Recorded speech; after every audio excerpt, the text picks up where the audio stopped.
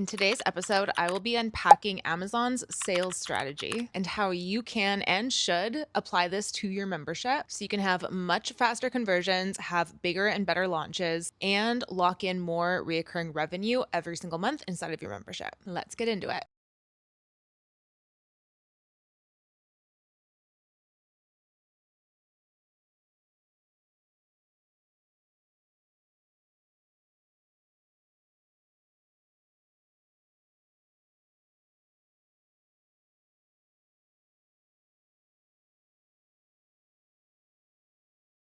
What is up, everyone? Welcome back to Million Dollar Memberships podcast. I'm excited to be back. I'm excited to be diving into this topic because this is something I have been screaming from the rooftops, whatever rooftops those are that come when it comes to memberships. And it is something that people fight me on all of the time.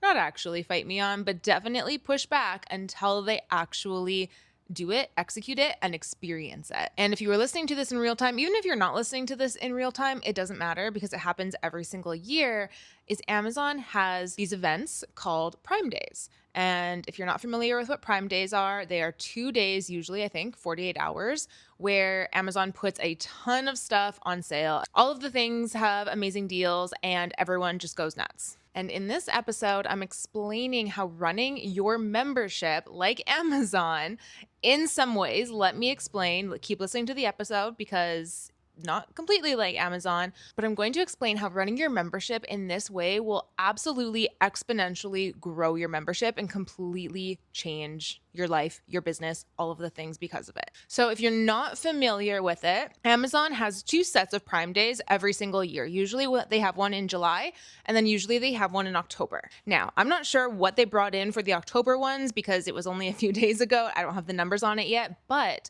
Amazon brought in $24 billion during their Amazon Prime Days in July. 24 billion. To put this into perspective, they regularly, just on like a day-to-day basis, make almost, at the time of me recording this anyways, almost 2 billion a day. Almost.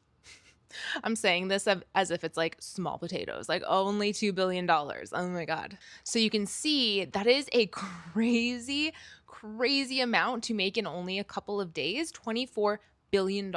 People wait for Amazon Prime Days. They have all of their things in their shopping cart, all of the things on the wish list. And when Amazon Prime Days come, that's when people go to their wish list, they go to their cart, and they look at everything that they can get for cheaper. They look at everything that's gone on sale, all the deals they can get.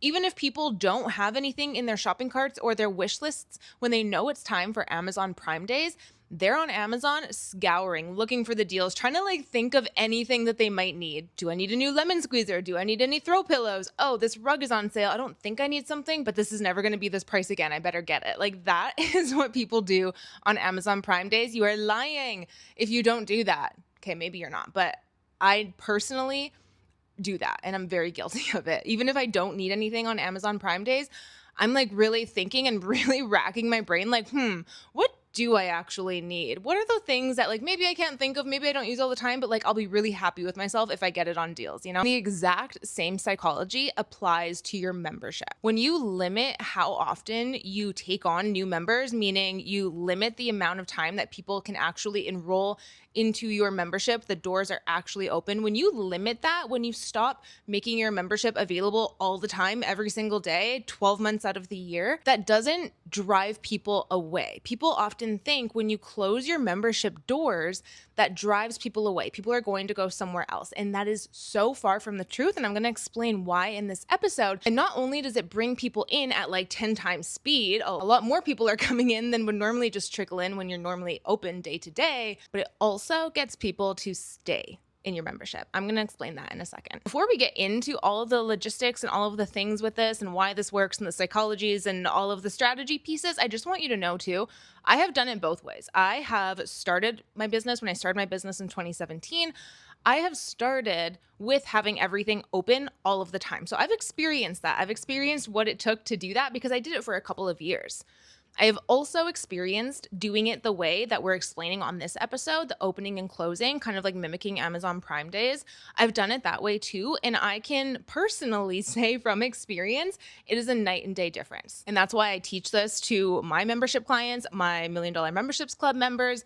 I teach both ways because it's not going to apply to every single membership, but for most memberships out there, I would say like 80% of memberships, maybe probably more, this model is going to work. And now if you're wondering, does this actually work for me? How do I know if this is right for my membership? I will get into that in this episode as well. Okay, so let's get into the logistics of this. How does this actually work for your membership? How can Amazon Prime Days be a teacher for us here in the online membership space? So again, Amazon offers 2 sets of Prime Days every single year. One is usually in summer, one is usually in the fall. That's it. They don't offer them all throughout the year. And here is why this works and actually relates to your membership. So the first thing is scarcity equals action. People only have short windows, meaning like 48 hours, a couple of times a year to get the benefit of Prime Days. Everyone knows it's limited. So even if they have car payments coming out, even if they have a birthday party they need to plan for, I'm thinking of personal experience because this month's my daughter's birthday. Even when people have all of these things that they have to do, they still know that Amazon Prime is only going to be for these specific days. So they're going to make sure, it might not be ideal for me to get this right now, but this has been on my wish list. This has been in my cart for months. I gotta get it this month. So even if it's not absolutely 1000% ideal, they're still gonna go for it. And you guys, this is life. People are always going to have things that are going on in their life that maybe they have an extra payment for something that month. Maybe they have a party they're going to, whatever it is, there's always something. And that's what usually holds people back from opting into memberships that are open all year because they always think there's going to be a better time, but we all know there's always something that is going to come up. So this is a way to get people to just actually step up and step into the membership that they've been wanting to join for however long, but they keep holding themselves back because now there's an actual open close. Next thing is anticipation builds momentum. Because Prime Days are not a thing for the majority of the year, it only happens twice a year, people anticipate it. They get excited for it. They plan for it. Again, like I've said a million times in this episode already, they have stuff in their wish list, in their cart. They're planning for it. They know that sales are coming, so they're going to jump on it. Same thing for your membership. When your membership is open only a couple of times a year, people are doing the same. They're anticipating it. They're getting excited for it. They're doing the things that they have to do to prep for it because they know they don't want to miss that next open when it comes. And here's a fun little one in my research for this episode that I did is that data actually backs up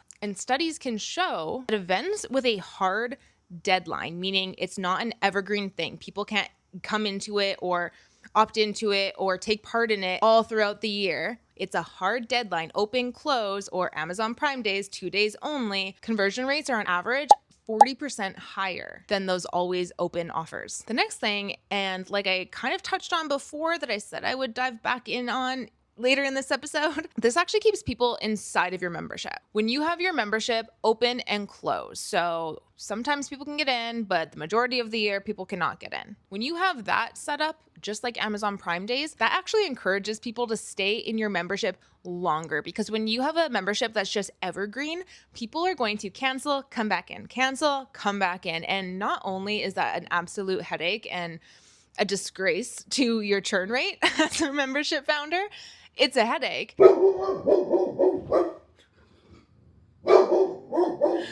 Okay, this is Merlot. Hey, normally I would cut that entire thing out, but this is really fitting and funny because that was just my Amazon Prime orders. All the orders I made on Amazon Prime Day just came to my door while I was recording this episode. Merlot was absolutely losing her mind, so I'm going to get those. This is so fitting for this episode.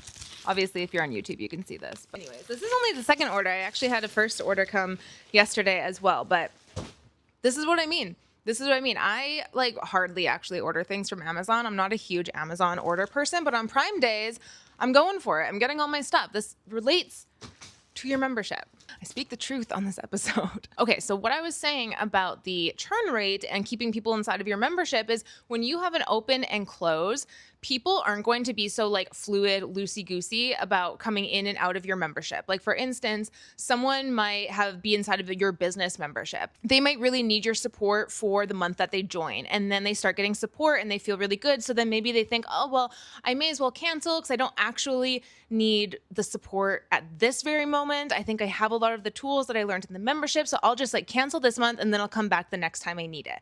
That kind of stuff starts happening when you have an evergreen membership. And it is just honestly such a headache for your membership, for your backend, for your numbers, like everything. When you have open close, people really think twice before they're going to cancel because they know that if they do cancel, they're going to have to wait until you reopen again for them to come in. So they're not going to just loosey-goosey cancel when they feel like maybe just that month they don't need it. They're going to stay in because they know they're going to have to wait again if they do leave. Now, another thing I also promised you at the beginning of this episode and something I touched on is I was going to let you know if this actually applies to your membership, because there are memberships that don't actually work well with an open-close model. There's that, but then there's also a time and place for you to implement an open close model to the extent we're talking here. So let me just explain. Actually, okay, so let's first get into who's actually right for open close. You basically just want to think, what is that transformation that you're helping your members with? Like, what is that transition that you're helping people go from? Whether that's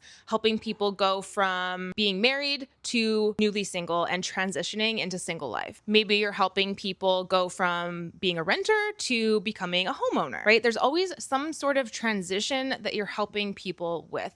My membership, $1 Million Memberships Club, is helping people transition from solely one-on-one coaching or burning themselves out with one-on-one services to building highly profitable and scalable online membership communities. If you have no idea what I'm talking about and need support with this, I have an episode called Perfect Member Discovery, Attracting Members That Will Pay Now versus Later. I dive so deep into coming up with a specific transition and who you help and all the things. Definitely go listen to that one if you haven't already. But if your specific transition statement, what you help your members with, is something that can't really be pushed off another month, like when they need the membership, they need the membership. So example, a pregnancy membership. People are not going to wait 9 months for the membership to be open because at that time they're having the baby already. They don't need your membership anymore. So that is an example of a membership that just can't wait. If your membership is something that can wait, if your membership is something like a health and fitness membership or a business membership, yes, of course, it would be so amazing for everyone to be able to get in right away. It is not something that absolutely relates to the result of them having to get in right away. Definitely give that some thought. Does your membership need to be something people need to have ASAP, or is it something that they can technically wait for? The next marker to look for of if your membership is ready for this kind of model is, how old is your membership? Where is your membership? Is it established and is thriving, has a lot of members inside of it already? Or are you still establishing? Are you a newer membership? If you're still in the early stages of your membership, you want to open your doors more often throughout the year because number one, you're still establishing. You don't want to do your founding members launch for the very first time, have a very brand new membership that a lot of people don't know about yet, and get 10 founding members and then close your doors until the next year. That doesn't make sense. And so you want to open your doors more so throughout the year. You can still do a model like this where you are opening and closing. You just want to make those cohorts where you open and close closer together. So maybe every second month you do it, or maybe every third, every quarter you do it. Then when you do have a membership that's still establishing, you want to still have things like funnels and things in the back end. They're still technically selling your membership, even though it's technically closed. Because again, you are establishing this membership. You're growing this membership. Example, $1 Million Memberships Club, my membership is still technically a newer membership because I started this membership and built this membership from the experience of running my other memberships that I had for years that generated over 7 figures. That's how I was able to start a membership called $1 Million Memberships Club. I didn't just not have memberships and then come up with a membership called $1 Million Memberships Club out of thin air. However, because this membership is newer, it is still technically establishing. So I open this membership more than I did my other memberships that I had for years, because the other memberships were established. They were already absolutely thriving. This membership is newer. We're still growing it. So we open more, and we have different ways of selling this membership as well. If you're a $1 Million Memberships Club member currently, and you're listening to this in real time, October 2025, this month we're actually releasing a new template every single month. If you're not inside of the membership, we release new templates, new resources every single month.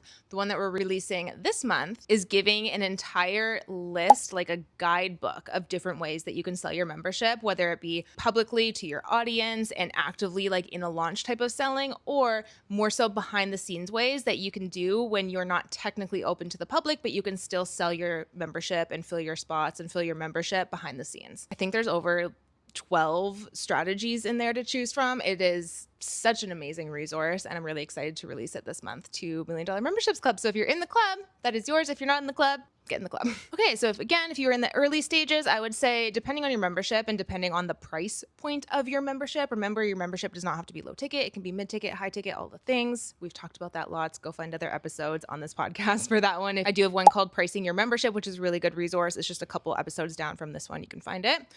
But median answer, I would say between 100 members and 300 members is kind of what I would say you're established, and you could probably start doing the open and close method less times throughout the year. So 1 to 2 times throughout the year, open your membership rather than often. On the flip side, if you are established, your membership is thriving, you have members inside, your income is great, it's maybe not necessarily where you want it to be, but it's comfortable, it's great, then I really encourage you, and if again, your membership is suited for this, it's not something like a pregnancy membership or something that they need to get in right away, then I really recommend you open your membership only 1 to 2 times a year. This will build hype, this builds urgency, this does all of the things that we talked about previously. And again, when you do limit the access and you finally open the doors and you give people a lot of notice that the doors are opening and you're hyping people up, you're getting people excited, you will see an insane influx of new member signups during those times that it will actually surpass what you've been making on a month-to-month basis, keeping your doors open at all times. It will be overwhelming, and in the best way possible, as long as your systems are set up, or else it's just going to be overwhelming. But again, if you don't have systems in place, come join us inside $1 Million Memberships Club. That's what we do. We give you all the processes and the systems and the checklists and everything you need to have set up so that you can have these high influx of new members join your membership. So a little bit of a plug there, but definitely if you are not inside $1 Million Memberships Club, go to the link in the show notes, see if we're open, see if there's a way to get in. If we're not, you can put your name on the wait list. Highly recommend it. Not biased at all. The other really great thing is when you do this open and close model, oh my God, I can't even tell you how much just brain space, mind space it frees up for you, because you're not constantly selling and launching and trying to come up with content to sell, but also trying to nurture your membership. Like, you're not constantly splitting your focus. You're having very focused, very intentional launches a few times a year. The rest of the time, you just have so much space to just nurture your membership, create new content for your membership, improve your membership, or if your membership's in a really good place, like, it's okay to just fucking chill and take time, because also that's another really cool part about having a membership is you don't have to have a busy schedule. You can like actually live your life because you have a membership, and that's also so sick too. It just absolutely changes everything, and you will see your sales will drastically increase. It almost seems like, how could that be possible? It seems like if I close my doors, I'm losing out on sales, but it truly, you will see people will take advantage of that. People will take advantage of the open door. And then when they do get in, they will stay in. So not only are you having this massive influx of new members, you're also keeping your members. So you're building on that every single time you do one of those big opens. Now, when I do open the doors, so when I do one of these strategies where I'm opening the doors, I don't just open the doors to my Instagram audience and my email list. I make it a very strategic sales strategy. I do something that literally has changed my business, has changed my life. I do it every single time I do a major launch, major open, because number one, it converts like crazy, like way surpasses just promoting to your Instagram audience or your email list. But it provides so much value that I don't even feel like I'm selling to people when I do this strategy. Like, it's just so much, like, people are asking, how can I continue working with you? How can I continue this? Like, where do I go next before I even launch the membership? Because it's just so valuable that people are just like, they're in. That was my I don't even know what noise that was, but they're sold. They want to continue with you. They want to go into your membership, and it doesn't even feel like sales because again, it's just, you're providing so much value, but the sales aspect is definitely there. The conversion rate is insane. So if you want this strategy, I recorded something. It's completely free. It's a 35-minute masterclass. If you haven't watched it yet, I really highly recommend you watch it. Again, it's completely free. It's 35 minutes and it's taking you through the 4-part system that I personally use and have personally used to launch and scale multiple 6- and 7-figure online memberships before. It's what I teach inside $1 Million Memberships Club. It's what I teach my clients. It's just, I made it for a reason. It's really like a pillar of being a membership founder. So I talk about this strategy. I talk about what to do when you actually do open your membership up and what to do when you actually do want to sell your membership, and even what to do months before, how to like really get people excited and hype and even make some sales before you're technically open. I talk all of those things. And then I talk about what to do once you close the doors and how you can start to get sales in even when you close doors. It's just absolutely amazing. And it's only 35 minutes, but I will warn you, once you do sign up for it, you only have 48 hours to watch it. If you don't watch it within the 48 hours, then you do have to pay for it, sign up for it, and then schedule it into your calendar, 35 minutes to watch it. Everyone has 35 minutes. Watch it while you're making, dinner. Listen to it while you're going for a walk. Listen to it while you're on the elliptical. Do people even do that anymore? I don't think so. Treadmill.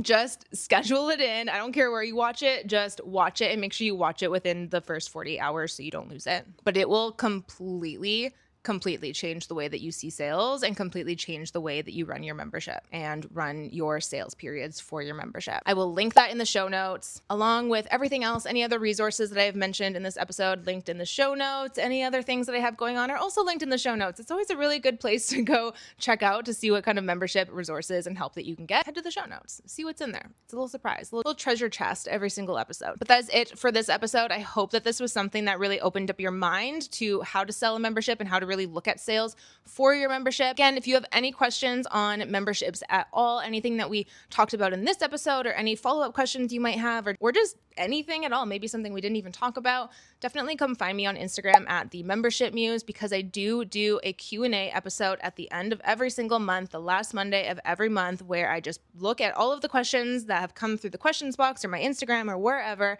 and I compile questions for a podcast episode where I'm just answering your questions there. So definitely don't be shy. I love getting these questions in, and I just love to support and help any way I can. That is it for this episode. I hope you loved it, and I will see you in the next one. Bye.